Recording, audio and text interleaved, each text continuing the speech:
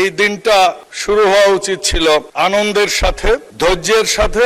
বেহেশতের ticket দিয়ে সেই bank আর্থিক প্রতিষ্ঠানের নামে যে পরিচালনা করে সেটাও কোনো ইসলামের ব্যাংক নয়। বাজেট তো আসলে মানুষের স্বপ্ন।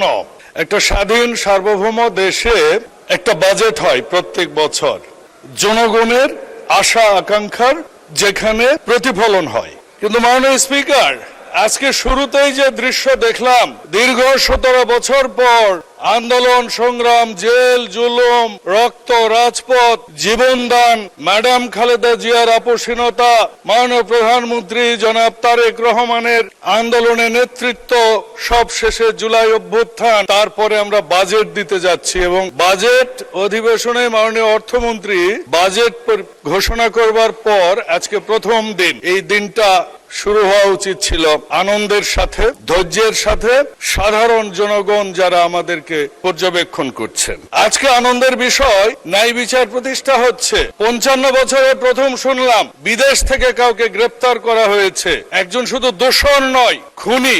তাকে বিরোধী দলের এর মাঝে কোনো আনন্দ দেখলাম না। এটা একটা খুবই দুঃখের বিষয়। এ দেশকে অস্থিতিশীল করতে চান, বহুবার করেছেন। 86-তে করেছেন, 88-তে করেছেন, 47-এ পাকিস্তানের বিরোধিতা করেছেন, মুসলমানদের বিপক্ষে গিয়েছেন। ইসলাম ধারণ করে কাজ না করেও ইসলামকে ব্যবহার করে গেছেন বছরের পর বছর। মানুষ এখন গণতান্ত্রিক পরিবেশ পেয়েছে। মানুষ দেখছে যে হ্যাঁ, আমাদের মির্জা ফখরুল ইসলাম স্যারের মানেই ইসলাম নয়, জামাতি ইসলাম মানেও ইসলাম নয়। বেহেশতের টিকিট দিয়ে এই ব্যাংক আর্থিক প্রতিষ্ঠানের নামে যে পরিচালনা করে সেটাও কোনো ইসলামের ব্যাংক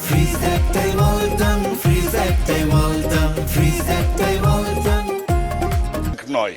এই পরিস্থিতিতে যে বাজেটটা এসেছে, এই বাজেটটা কিন্তু জনগণের জন্য এসেছে, মানুষের জন্য এসেছে, সাধারণ মানুষের জন্য এসেছে, স্বাস্থ্যের জন্য এসেছে, শিক্ষার জন্য এসেছে, কৃষির জন্য এসেছে, সেবার জন্য এসেছে।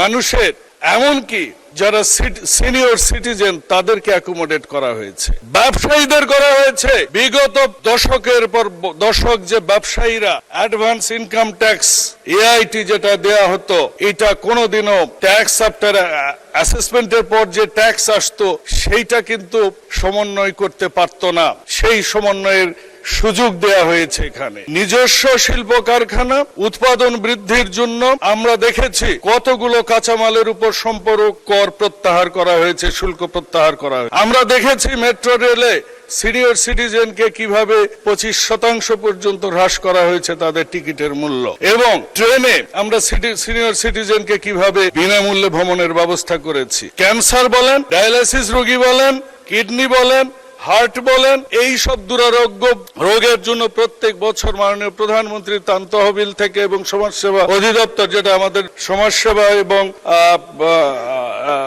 মহিলা ও শিশু মন্ত্রণালয় থেকে বিভিন্ন ধরনের আমরা বরাদ্দের, সামাজিক সুরক্ষার বরাদ্দ রেখেছি। এমন পরিস্থিতি হয়েছে, আমরা পরিবেশকে কিভাবে আমরা নিয়েছি যে আমরা পেট্রোল চালিত গাড়িকে অনুৎসাহিত করে ইলেকট্রনিক গাড়িকে যেটা ধন্যবাদ মাননীয় সদস্য।